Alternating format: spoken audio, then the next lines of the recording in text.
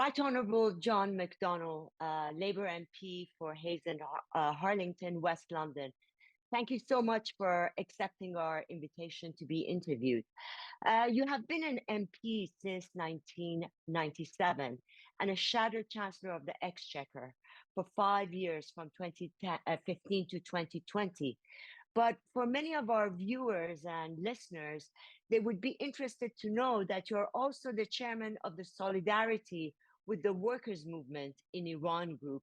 Can you please explain to us what this group is all about and why have you accepted its chairmanship? Okay.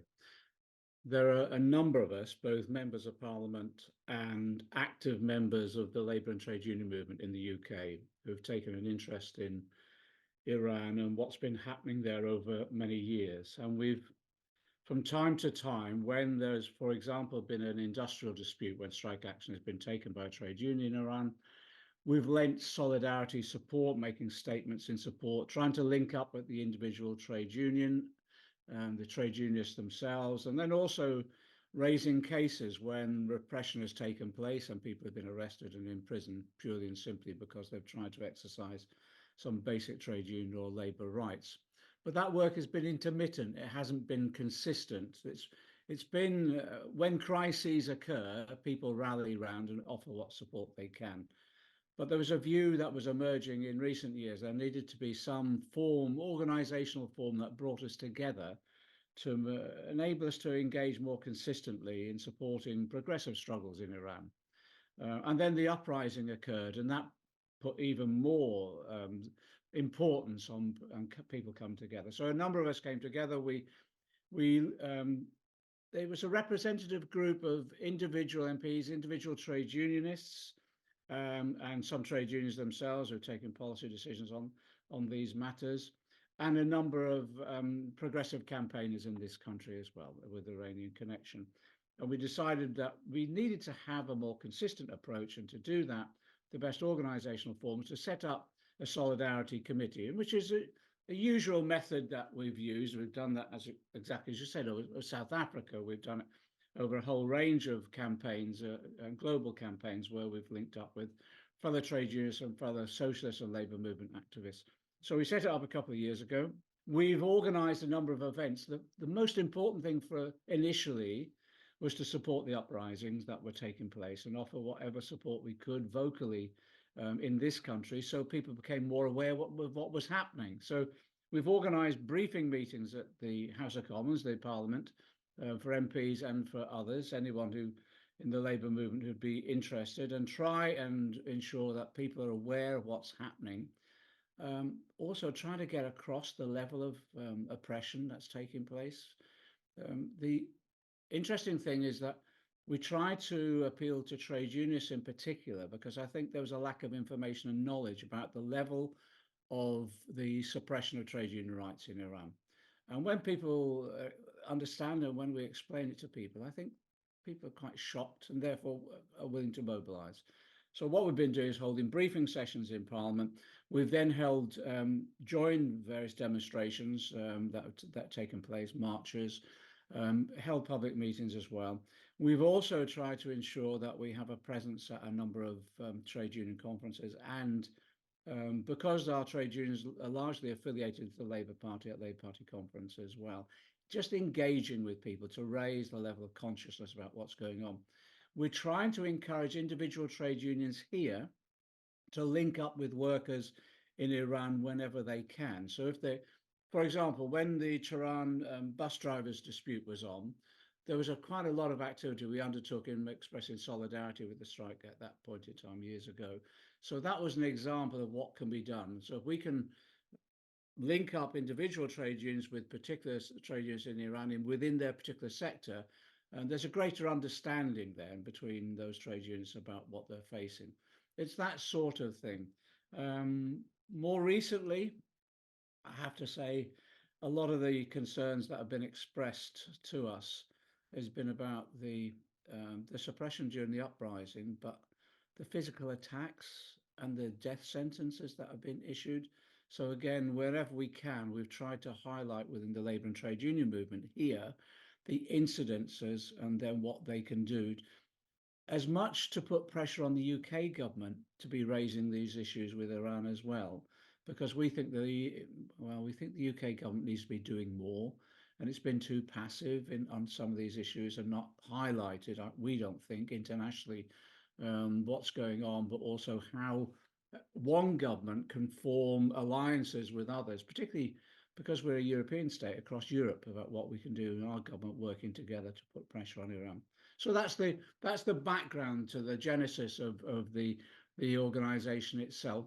We're hoping in this coming year that we can build more support amongst trade unionists, but we've got a general election coming up in this country. So again, it gives us a vehicle to raise issues within the Labour Party in particular and trade unions affiliated to the Labour Party and beyond as we go into that general election. And there's an opportunity now putting Iran on as an agenda item in that election debate. You mentioned South Africa and protests by workers and laborers in various sectors in Iran, as you mentioned, including teachers, bus drivers, truck drivers, retirees, gold merchants, oil and gas employers, have been going on for many years. But these protests really have not attracted much support from trade unions to now. And especially compared to the support they gave to the anti-apartheid movement during, for South Africa. Why has not this? Why has the situation in Iran? Why hasn't it become a cause for our time? First of all, let me say I think it's a bit shaming that it hasn't attracted that level of support. Um, we've been trying to explain to people um, exactly that. Do they know about the scale of repression that's taking place? Um, and what we're finding is a combination of, first of all, ignorance. There hasn't really been a focus on the issue for a long period of time. It isn't just within the labour and trade union movement. I think it's across the media in this country as well. There's almost like a turning a blind eye to some of the issues that are going on, almost though there's not much we can do, there's not much we can affect, there's almost insuperable problems. And we're trying to give confidence to people, so actually you can, no matter how small an effort you make, you will have an impact. If only an expression of solidarity, it will encourage people in Iran. And when the uprising occurred, people realized, well, there is potential here of actually change in the future. The second thing, whereas in South Africa in particular, there are organizational forms in South Africa itself, even though they were undercover to a certain extent, that the labour and trade union movement could link up with here. There hasn't been that level of organizational form either in Iran that people have been able to consistently link up with. And I think that most probably relates to the level of oppression. So every time someone stands up, they're then imprisoned, that sort of thing. So that's one element of it. But the other element, and that's what we're trying to do now, really, we've woken up to the fact that there needs to be a better organizational form in this country to enable people to want to get information, then coalesce around particular actions within the labour and trade union movement. And so that's what we're trying to do. It's a bit of a hill to climb, but I think we're beginning to get there. I'll give you an example. We participated in the May Day March this year again. The May Day March is around the country, but the largest one is in London, the capital city. We've participated in that since we've formed in the last couple of years. This year we had quite a large delegation, and it was interesting how many people on that march from other trade unions were coming up to us talking about the issue itself. So we're building. I think we are building. There's some contradictions in the past as well about people's attitude to the Iran regime. Sometimes there's almost as though, well, there's nothing that can be done, therefore ignore it, move on to other issues that might be more successful in changing what's happening on the ground. So again, there's been a lack of confidence, but I have to say, yeah, it is pretty shaming that we haven't done enough, and that's why we've come together. A recent report by Reporters Without Borders talked about the transnational repression of the Islamic Republic, the regime. Here in the UK, a journalist was attacked. A foreign broadcaster had to leave UK, and there was also because of threats. And there was also a report by Policy Exchange about the Islamic centers that have been set up by the regime here in the UK, in London, spreading propaganda and spreading, anti-democratic, anti-secular, information and organizing. What do you think? What is the labor position regarding these activities? And a lot of activists and people inside Iran are asking for the Islamic Revolutionary Guards Yes. Corps Yeah. to be prescribed. What is your position? Well, let me take you through what's been happening.